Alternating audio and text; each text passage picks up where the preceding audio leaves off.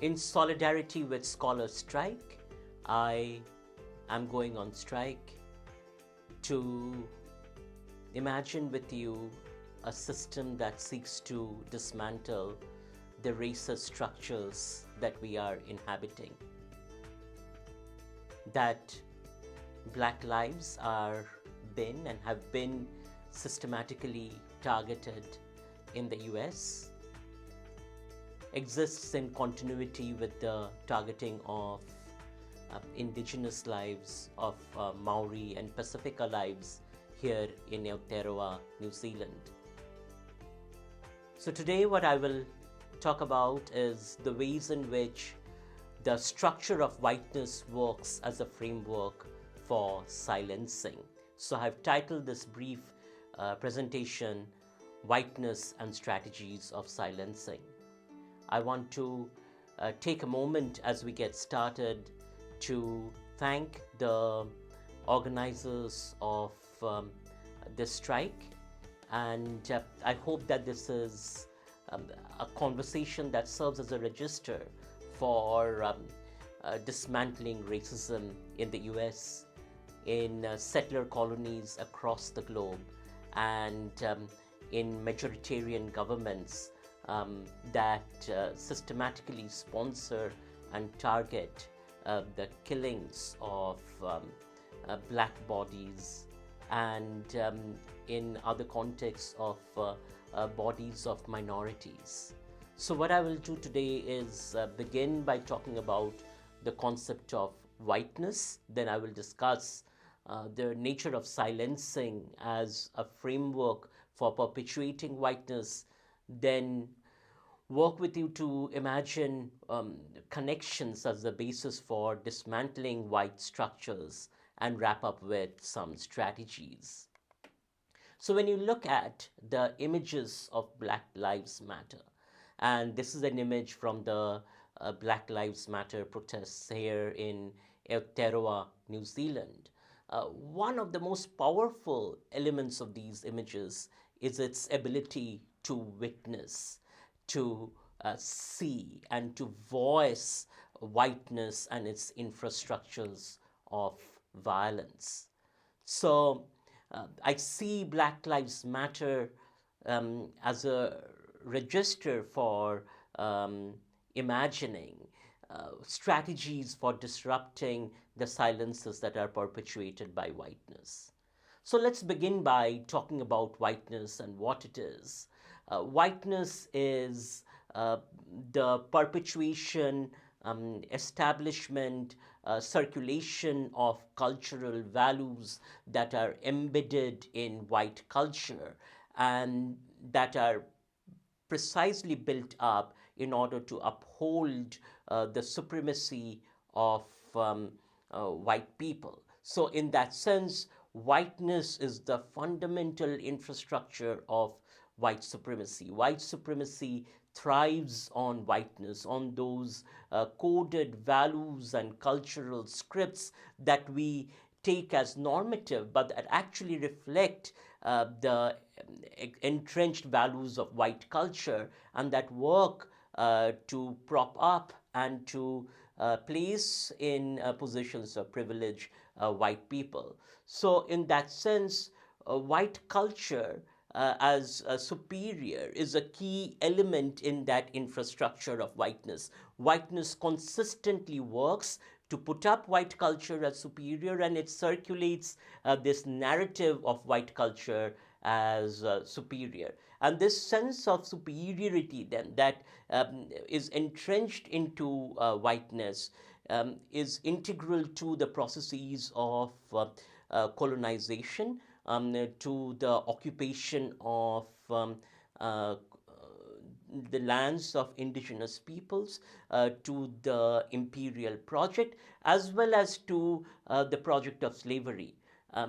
Inherent in the narrative of whiteness is the notion of moving the beasts and the savages, which are the people from the colonized spaces and the people of Africa into the pathways of civilization, of course, through the reproduction of violence and strategies of violence.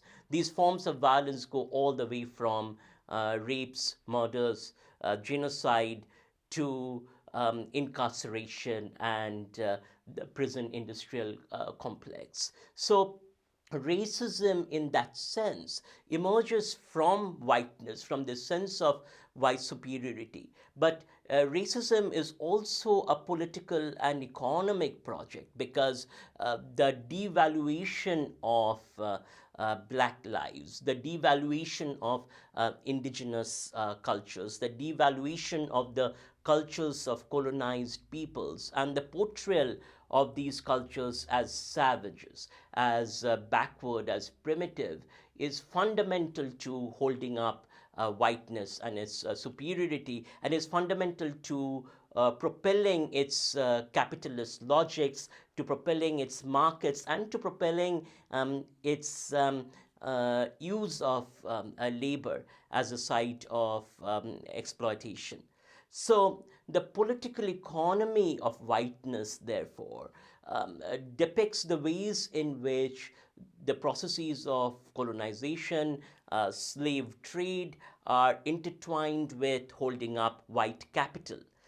Capital, that way, is white in the sense that it holds up the nature of white culture and the supremacy of white people through both the erasure of black communities, through the erasure of indigenous communities, through the erasure of colonized communities, and through the ongoing devaluing of the cultures and the voices of the peoples of these communities.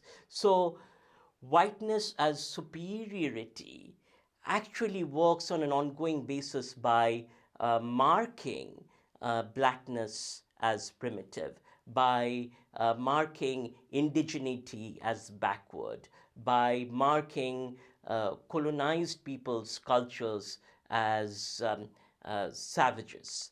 So, whiteness perpetuates silence through a variety of strategies of communicative inversions, which is turning of materiality on its head through rhetorical devices. And one such communicative inversion is the notion of freedom. So, whiteness puts forth the idea of freedom as one that emancipates black lives, as one that emancipates indigenous lives, precisely through the carrying out of violence on black lives and indigenous lives. So, violence is justified because it is a civilizing tool. It produces the primitive other, and it does so through the languages of civility and through attacks on spaces of articulation. So, the ongoing attacks of whiteness on Black Lives Matter, the ongoing attacks of whiteness on indigenous protests, are tied to these strategies of silencing articulations that make visible the violence that is embedded in whiteness.